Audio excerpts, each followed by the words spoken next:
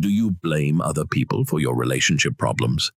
It's easy to point fingers, to see your partner, your family, or your friends as the source of the conflict. But what if that's just a convenient excuse? What if you're not taking responsibility for your emotions and actions? Stoicism challenges us to look inward, to examine our own judgments and impulses. It's about recognizing that while we can't control others, we have complete control over how we respond to them. This is where true relationship power lies, not in blaming, but in owning our emotional reactions. Get ready to stop blaming and start building stronger, more fulfilling connections through the wisdom of Stoicism, our topic for today's video. The first way we can improve ourselves is by taking full ownership of our reactions. Let's start with an example. When your partner does something like leave a box on the floor for the third time this week, your first thought is usually frustration. They don't respect me. Within seconds, the box has become evidence of deeper relationship problems. This reaction feels justified, even inevitable. Your partner's offenses aren't making you angry by themselves, since they're just things on the floor. But before you dismiss this as oversimplification, consider what's really happening here. Stoicism is about understanding your emotional responses and choosing how to act on them. Think of it like sitting in traffic. You can blast the horn and scream at the windshield, but it won't make the cars move faster. It'll just stress you out and possibly earn you a ticket. Your anger is a response, but it's a response you control. This is the core of Stoic relationship wisdom, recognizing the difference between what you can control and what you cannot. You cannot control your partner's cleanliness habits completely. You cannot control their thoughts, their feelings, or their actions. You cannot force them to understand you, remember important things, and meet your expectations. Trying to control these external factors is like attempting to hold water in your hands. The tighter you grip, the faster it slips away. It's frustrating, exhausting, and ultimately destroys trust. But here's where the real power lies. You control your own thoughts, your own actions, your own reactions. This is your inner fortress, your domain, and it's where Stoicism tells us to focus our energy. So in this case, you could focus on the important things you want out of this situation. For example, if messiness is your concern, then you'd want the floor to stay clean. You can make it a priority. You can even leave if you're ignored. But first, you must communicate, and then you can act. Picture another scenario. Your partner, or maybe even a potential date, says something hurtful. What do you do? Do you immediately lash out? Do you spiral into self-doubt? Those are reactions, and those reactions are your choice. You can't stop them from saying it, but you absolutely control how you respond. Marcus Aurelius put it perfectly. If you are distressed by anything external, the pain is not due to the thing itself, but to your opinion of it, and you have the power to revoke this at any moment.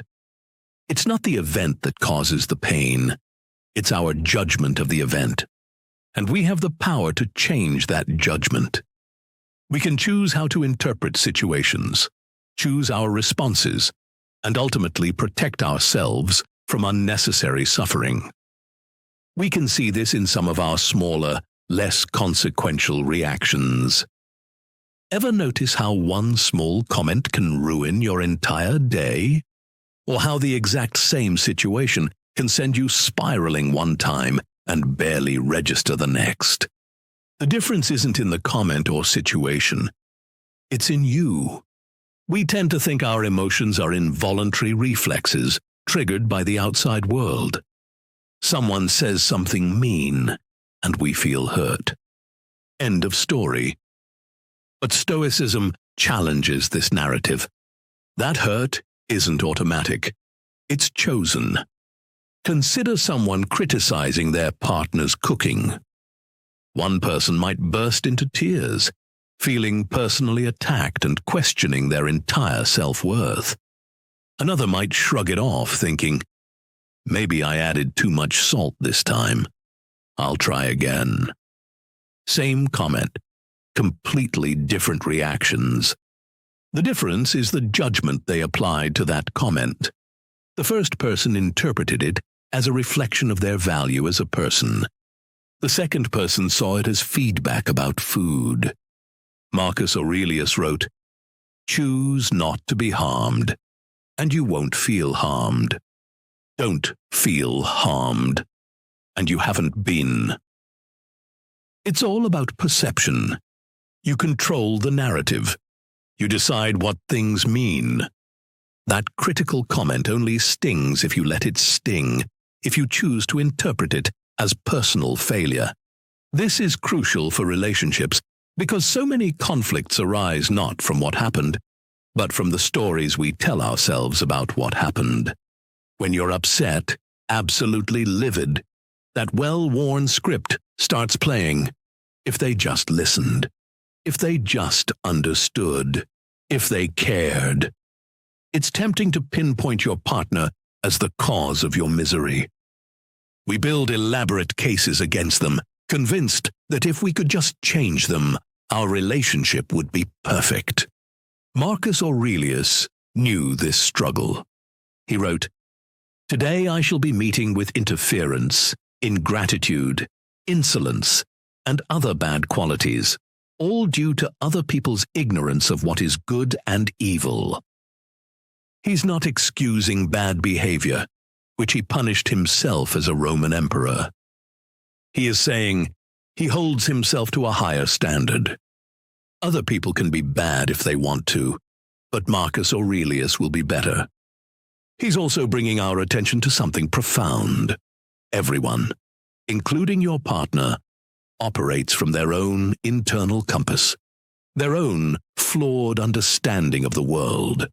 Their actions reflect their internal state, not necessarily a deliberate attack on you. You can't force someone to understand you. You can't command them to feel a certain way. You can't threaten them into being the perfect partner. The harder you try to control, the more resistance you'll meet. We jump to conclusions fueled by our own anxieties and create problems where none may exist. The narrative we create, based on assumptions of malicious intent, becomes the actual problem. To understand this, we must first look at how the Stoics understood emotion. And to start, we need to address a word that's often misunderstood: apatheia. Think of apatheia as freedom. Freedom from the destructive power of the emotions. Consider those moments when emotions completely hijack your brain. That blinding rage that makes you say things you instantly regret. That crippling fear that prevents you from being vulnerable and truly connecting. Those are the enemies, emotionally speaking. Those are the destructive passions that Stoicism helps you conquer.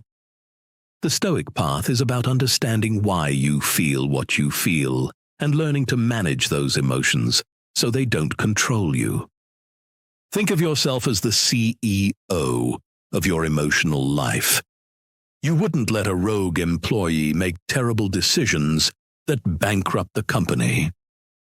Same principle applies here. You acknowledge emotions, understand them, but don't let them dictate your actions, especially in relationships. This creates emotional equilibrium, like being the eye of a hurricane. Chaos swirls around you, but you remain calm, centered, and able to make rational decisions. To find that equilibrium, however, you'll need to find your triggers. In your relationships, these are the signs pointing directly at areas where you need to grow. What makes your blood boil? Think about that, and then think about how to improve on that. Now, you might be tempted to blame other people for making you angry. But Stoicism challenges this narrative. Seneca said, "Difficulties strengthen the mind, as labor does the body." That overflowing sink is your emotional dumbbell. The interruption is your patience push-up. This doesn't mean all behavior is acceptable. In modern life, boundaries are crucial, but Stoicism forces you to ask, why does this particular thing set me off so much?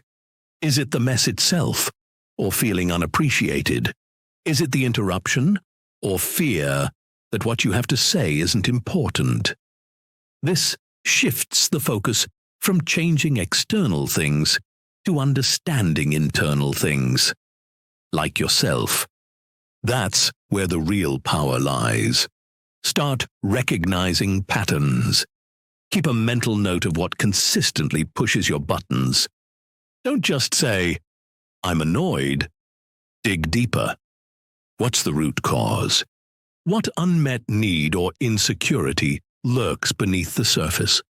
So, for example, if you were mad about dirty dishes, ask yourself, is it really about the dishes?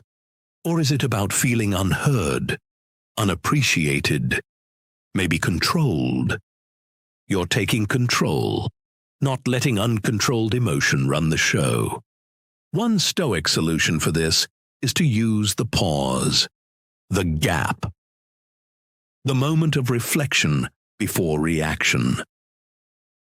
In the heat of the moment, pausing feels impossible, like you're just going to explode anyway. But now you're holding it inside, making it worse. But that's the illusion. Instead of suppressing emotion, you're pausing to observe it. Think of watching a movie. You can get swept up in the drama, yell at the screen, and throw popcorn. Or you can step back. Remember, it's just a movie, and appreciate the story without losing your cool. How do you actually implement this pause? Mindfulness is essential. Even a few deep breaths can create crucial space. Inhale, feel the anger or frustration. Exhale, and acknowledge it without judgment. Try a quick mental reframe. Instead of, "They always do this to me," try, "Okay, this is happening. What's the best way to handle this calmly and constructively?" That shift in perspective makes all the difference. You'll avoid impulsive reactions you later regret. You'll choose responses based on reason, not raw emotion. And you'll communicate your needs in ways that actually get heard. As a framework, consider using the classic Stoic emotions: wisdom, justice, courage, and temperance. Wisdom is more than knowledge. It's about understanding your partner's needs, your own triggers, and the unspoken dynamics at play. This helps you cut through noise and see truth, even when uncomfortable. And relationships are full of uncomfortable truths. When a coworker is late and you get angry, for example, wisdom asks, is it really about disrespect? Or are you tired, stressed, and hungry? Wisdom means challenging your knee-jerk assumptions. Most of the time, our initial judgments aren't valid. We fill in blanks with our own narratives, often negative ones. Next is justice. Justice isn't about settling scores or keeping a mental ledger of wrongs. It's about fairness, integrity, and treating your partner with respect, even during disagreements. Think about your last argument. Were you striving for fair resolution, or just trying to win? Justice means fighting for the relationship, not against your partner. It requires honesty, even when difficult. Those small white lies that seem kind in the moment, saying you did something when you didn't, agreeing when you disagree, slowly erode trust. Short-term comfort leads to long-term destruction. Justice also means refusing to participate in manipulation or gaslighting.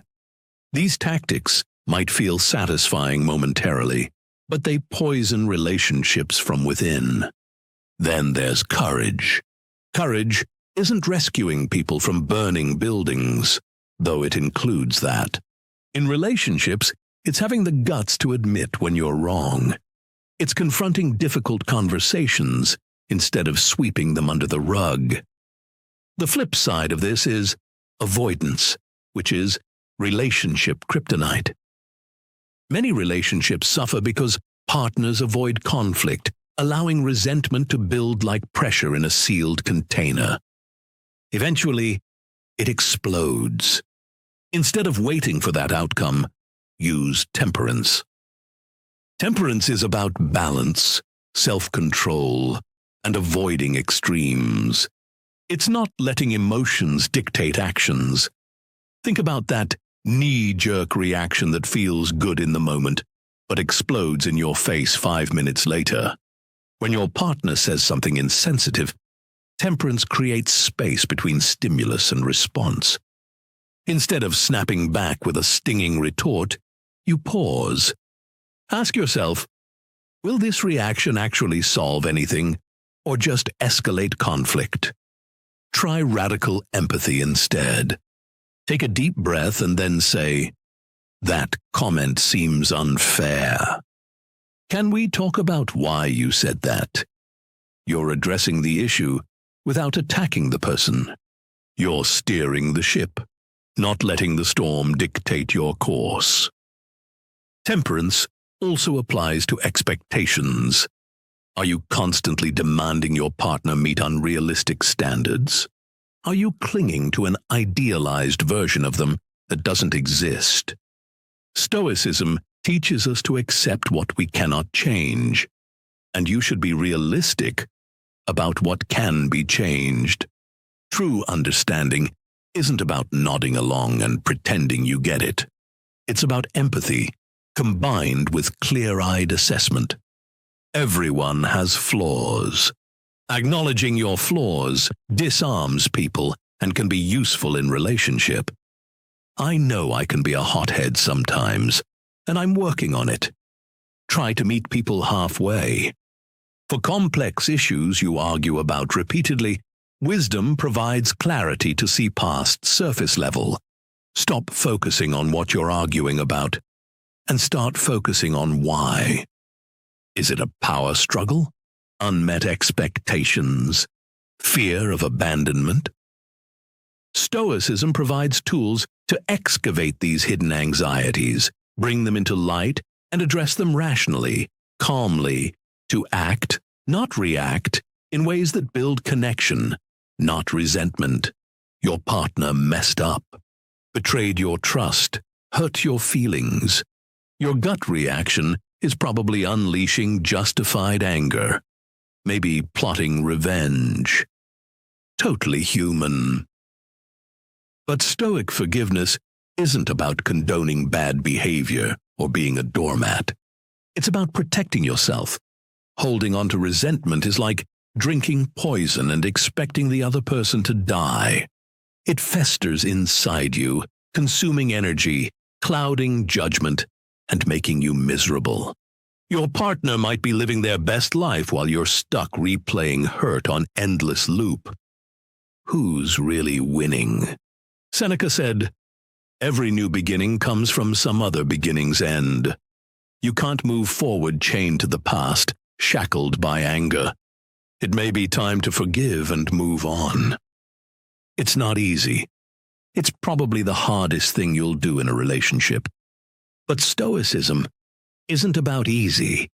It's about effective. It's cultivating inner strength to choose your response, rise above situations, and prioritize your well-being. Sometimes that means forgiveness. Other times that means separation.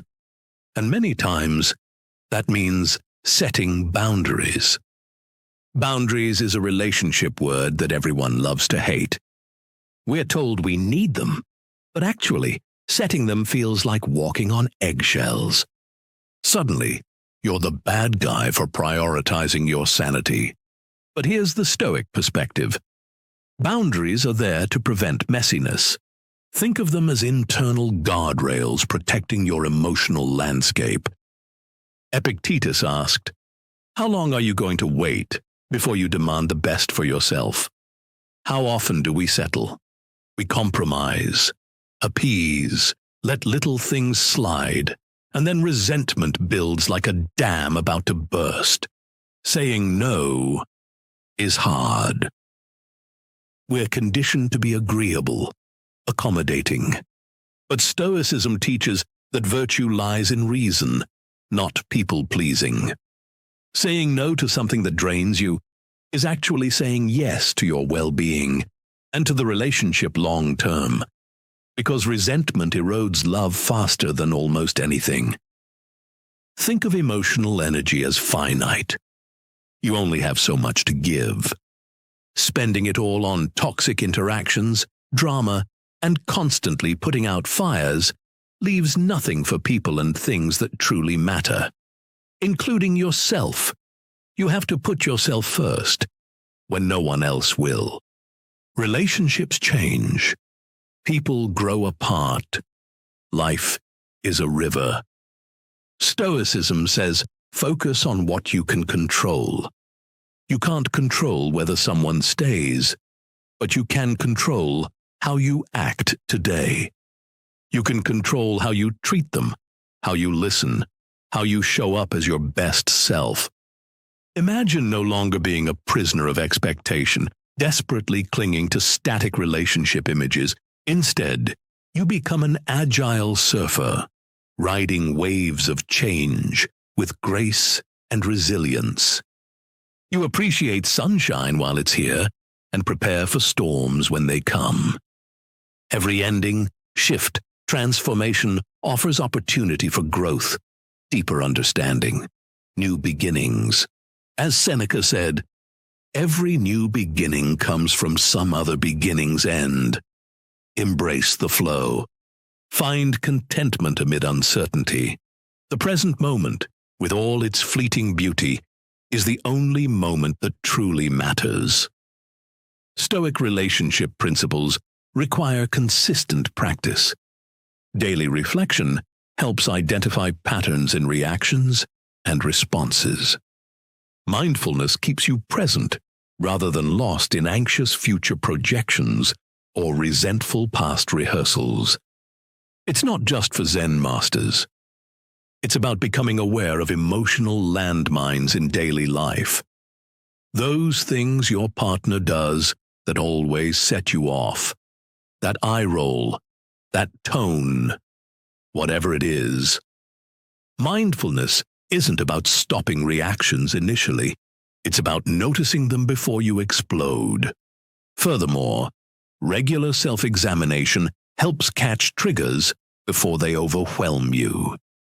You begin noticing early signs of anger, jealousy, or fear, giving more opportunities to choose responses consciously. You become the observer of your internal drama.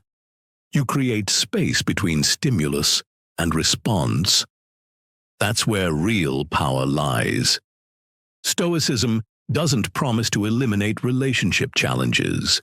It offers tools for navigating them with wisdom, integrity, and grace.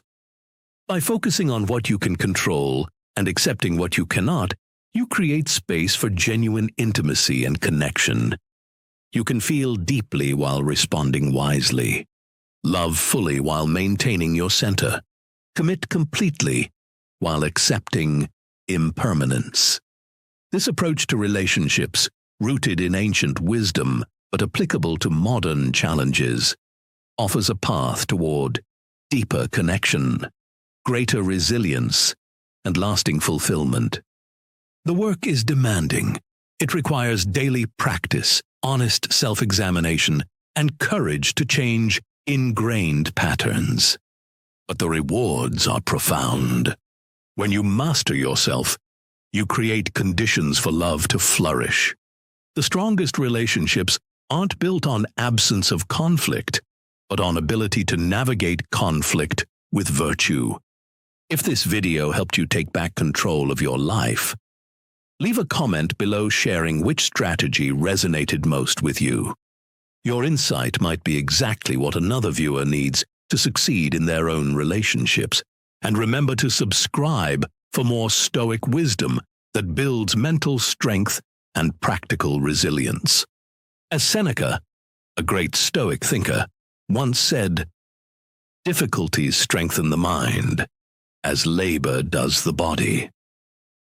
Every relationship, like every life, has its difficulties, but by using Stoic wisdom, you can get past them and have the relationships you want. Start now and start creating the good life today.